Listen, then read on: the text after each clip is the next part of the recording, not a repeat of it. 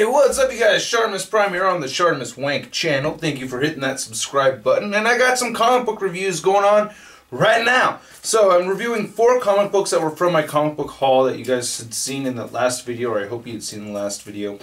And I didn't like all of, or the 4 that I'm talking about, not all of them I really liked, but some of them I really do like. So I want to start off talking about Before Watchmen #1, Minutemen.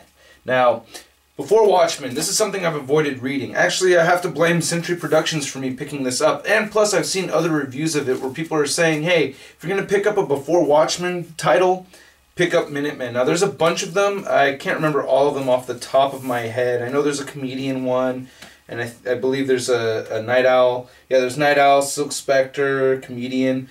And this is the only one I picked up. Oh, I also picked up Rorschach that just came out. I haven't read that one yet. But anyway, I wanted to get this one because I heard really good things about it. And I've been avoiding reading Before Watchmen because I do love Alan Moore. And Alan Moore is untouchable. Like, you really can't touch anything that's been done from Alan Moore until I've read this. And I gotta say, I mean, Alan Moore is against people messing with his stuff. He hates all of the movies that are based on his characters or on his, you know, on his stories and everything.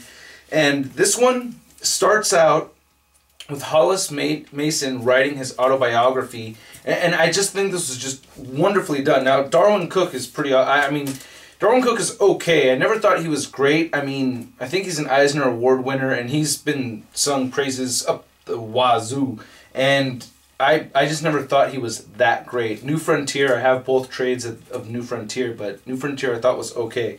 Now, he does the story and he does the artwork for this, and I think his art style matches this perfectly because this takes place back before Watchmen. I mean, this is the whole story of the Minutemen and everything, so this is like way back, I guess in the 40s or something, or maybe in the 30s.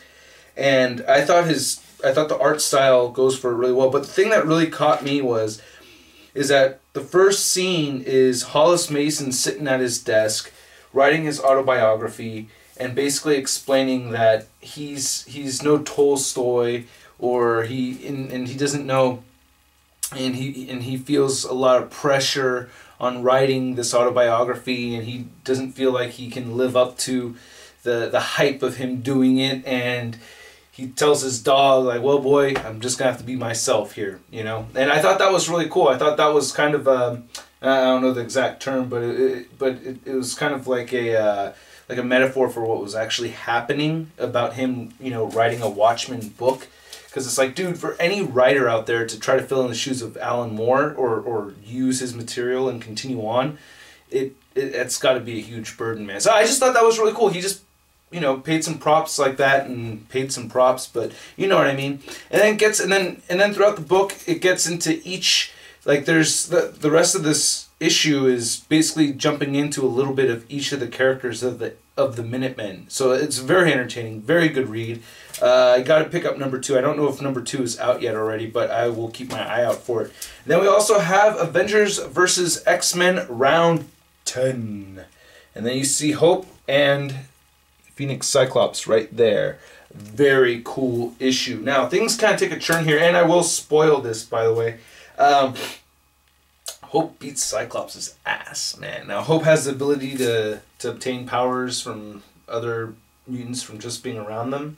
And she basically absorbs the power of, I forgot, the Kunlun dragon or whatever the hell, and Scarlet Witch, and basically makes Cyclops go away. And it was like, whoa, what? And before that, you know, you have a really cool fight between Cyclops and Hope, which is kind of short-lived, but it was still very cool. And we only have 2 Phoenix X characters left, Cyclops and Emma Frost, and both of them are feeling the Phoenix kind of take over them a little bit more so than they had originally anticipated.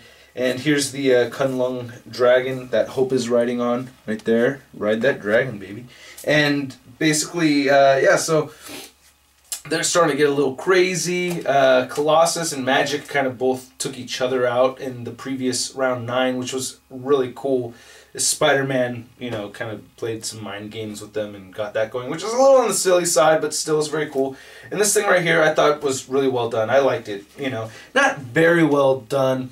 I could understand if a lot of people don't like it, but I liked it. I thought it was cool, so I dug it, and I'm just a big fan of the Avengers vs. X-Men book. I thought it's just a lot of fun, and I do like Adam Kubert's artwork way more than John Romita Jr.'s. I just do. So very, and rest in peace, Joe Kubert, by the way, his father. So then we have Deadpool Kills the Marvel Universe. Not a fan. Did not like it. No. And number 2 was in my sub box at my local comic book store, and I passed on it because I hadn't read this one yet. I read this and I was like, oh god, no. I just didn't like it. It was just really, really generic. I didn't like the artwork. I thought the way they drew Deadpool's costume was weak, but the story itself was just not very memorable to me. And you know, like Deadpool gets thrown into an insane asylum and everything, and we've already seen that with Daniel Way's Deadpool, and that story was way cooler and was hilarious. This is not hilarious. I felt like Deadpool's inner dialogue wasn't really there. It wasn't funny. Daniel Way, I think, is the best Deadpool writer out there. I haven't read a whole lot of other Deadpool aside from Daniel Way, so it's like, for me, it's like to try to, you know, do that, you gotta like really try to be funny. And I don't like the way they drew the costume. Look at this. This is not how Deadpool's costume looks. Can you see that? Look at that. It's all black on the legs and then the red right there. It just doesn't, it's not Deadpool's costume. It doesn't look right. It's like, what the fuck, man? Now on the cover, it looks perfectly fine. That's how it's supposed to look. But, you know, the whole black leg thing, I just didn't like it. There's nothing about it that really stuck to me. Definite pass. Now this other one right here, and I want to talk about annuals a little bit, is Daredevil Annual #1. And Alan Davis, I believe it's Alan Davis who did the artwork for this, and I think he wrote it too. I recognize the artwork. Inker, yeah, writer and penciler is Alan Davis. Okay, so Alan Davis wrote and drew this, and I'm, you know, yeah, my comic book guy just threw this in my sub box, and I was like, okay, I'll give it a shot and see how this annual goes. Actually, you know what? No, I didn't realize I had bought it until I'd gotten home, which is pretty bad, but, you know, it was 2 weeks worth of comics. I didn't totally look through it thoroughly before I made the purchase. But once in a while, I do like to pick up the annuals. And for the most part, the annuals are, it's kind of like, I feel like in general, annuals aren't really worth picking up unless it's a really slow week and you just really want something to read. But this wasn't really the case for me, and I just felt like, you know, this is basically a story with, it takes place, Daredevil and Doctor Strange team up against this, you know, this psycho bitch that is trying to fight this robot that's possessed by her brother, I think. I don't know. I just read this and it just didn't really stick to me. That's the thing with my brain, man. If it's not really cool, it's like it doesn't really stick too well. Maybe it's because I can't brain today and it has the dumb, but, you know, who knows. It just doesn't, I didn't think it was that great, but the artwork is fun. And there's a lot of really cool panels of Daredevil swinging around and doing stuff and doing his radar. A lot of really cool fight scenes you can see right here with this, you know. It's pretty rad, you know. So I like Alan Davis's artwork and everything. He draws women pretty hot and everything. It's just, I just didn't think this was too memorable, and I don't know. It was kind of neat seeing Doctor Strange there, though. You know, seeing Doctor Strange and Daredevil team up. It's an interesting team up, so I thought it was okay. Definitely not a must-get. So out of these 4, I'm giving 2 must-gets and 2 passes. Daredevil Annual, that's an okay. You know, you won't be seriously disappointed because at least the artwork is there. That's a great thing about comic books, man, is like if the writing kind of sucks, then at least the artwork has a chance to kind of save it. That's the way I look at it. Some people are like only artwork.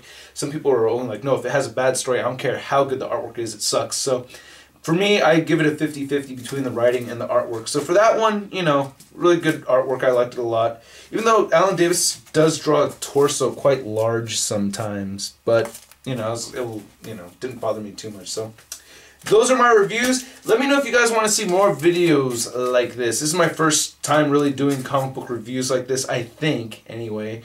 Well, I do have the Walking Dead trade paperback set I will be doing soon, so I'm going to sit down and read that and catch up on those videos. Alright, you guys, I will catch you later. Thanks for watching. Peace. Oh, peace. I thought I shut it off.